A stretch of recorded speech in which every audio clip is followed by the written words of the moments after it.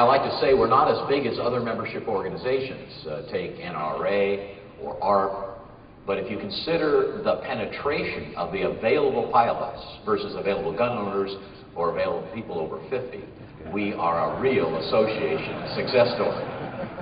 But the only thing I wanted to cover is bring some degree of specificity to our largest issue over the last couple of years, the user fee issue. And you will see us talk about winning in 2008. But I want to kind of clarify that and let you know the kind of issues that Craig and Andy and others will have in future years. So we started with all this passed in the House, so we're okay. And we started working on maybe we can get this changed. Lo and behold, we did. Rockefeller backed off, no fee. And a pretty good bill, as a matter of fact. It passed the Commerce Committee, no fee. And I'm taking up to about May of this year, and we were really set for a Senate vote. But unfortunately, no action at all. Not on just this bill, but on other bills in the Senate. We tried very hard. The problem was people trying to attach a lot of other things to the bill.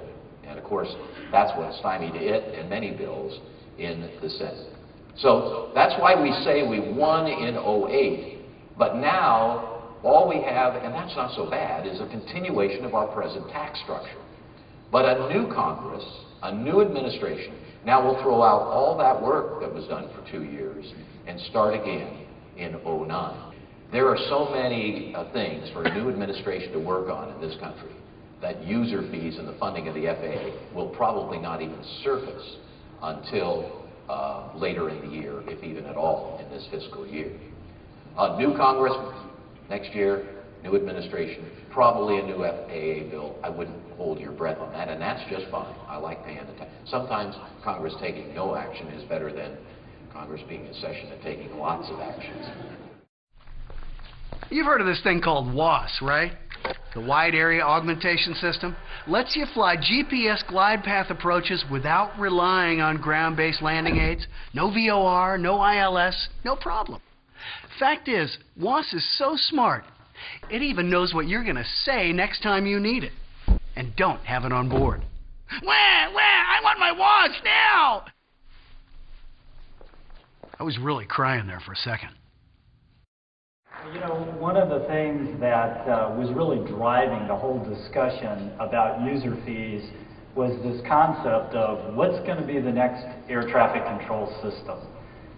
It was codenamed Next Gen, or the Next Generation Air Traffic Control System, and we weren't really sure exactly what it meant except for one thing, and that is there was something called ADS-B, and that is the notion of replacing the surveillance system that's based on radars with the GPS signal from aircraft all throughout the system.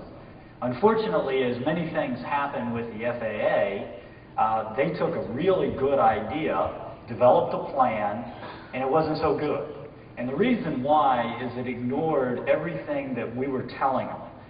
It was essentially about $15,000 to $25,000 installation for your aircraft that would essentially do the same thing that your mode-C transponder is doing. And if you chose to, and the FAA was providing it in your area, you could get some information on weather and traffic. One of the things that we had called for was that the industry should come together with the FAA and talk about the various complaints that everyone had about the rule, because while on the user fee issue we were opposed to the airlines, on the issue of how the FAA wanted to implement ADS-B, we were in unity. So at this stage, I think that we've done a great job as an industry in getting back in front of the FAA and saying, look, that was not a good idea. The FAA right now is going to do what all the federal agencies have to do. They're going through a transition process. So this is an issue that, quite frankly, they're going to leave pretty much at the doorstep of the Obama administration. Part of what we look at in communications is getting the word out. You've heard the stories of what Andy is working on. They're going on every day all over the country. Our job is to let you know the heavy lifting work that is going on every day on behalf of General Aviation and you members. We're telling hard stories. We're doing the things that no other organization can do because we have the influencers, we have the mass quantity of pilots who are listening to us, and we can bring those stories to you. We found another story, a story about a young man, a flight instructor out of Nebraska, who had a horrible accident. He was pursuing his dream to become a professional pilot. We were awestruck by his bravery. We were struck by what Logan Flood had to say, but we wondered what kind of courage it must take. What does it take for someone like this young man to continue to want to fly? And for those of you who read the magazine story, you know how the story ends. But ladies and gentlemen, let me introduce to you Republic Airlines pilot, First Officer, Logan Flood.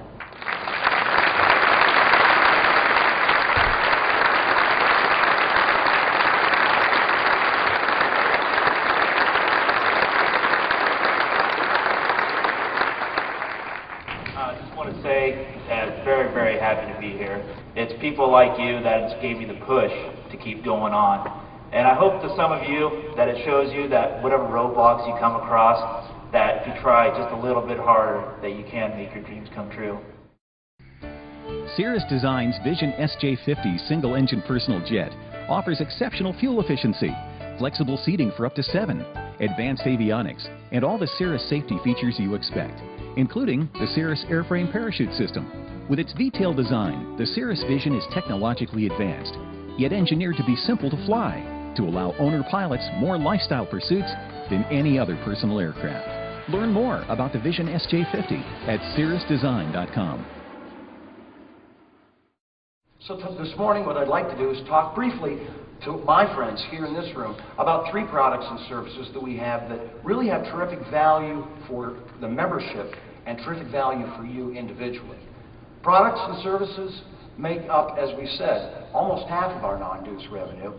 These are all quality products and services with discounts that apply to our membership. We go out and we try and contact the very best, the world class of providers of these services, and bring them into our products and services brotherhood, so to speak, and make sure that they do 2 things. Number 1, they provide a good revenue stream to the organization, and number 2, they give the features and the services that you demand as members. Also, wherever possible, we try and make sure that they have aviation-specific enhancements, things that, qualities that they have in their programs that apply of particular interest to you as pilots. And finally, as I said, they bring revenue into the organization so that we can help keep membership dues low and general aviation strong. We've got some good stuff to show you here, and first off we should talk about numbers because that's sort of our stock and trade. In the Foundation, we have the largest non-governmental database on general aviation aircraft in the world. And here are the numbers. If you look real hard, you can see from 2003 through 2007 there's a very slight decline. Now, I'm not totally happy with that because our flying hours have gone down. The accident rate has gone down maybe just a little bit faster, but I think we can do better. And I would point out to all of you, you're not being very creative because we're wrecking airplanes for about the same reasons as we always have.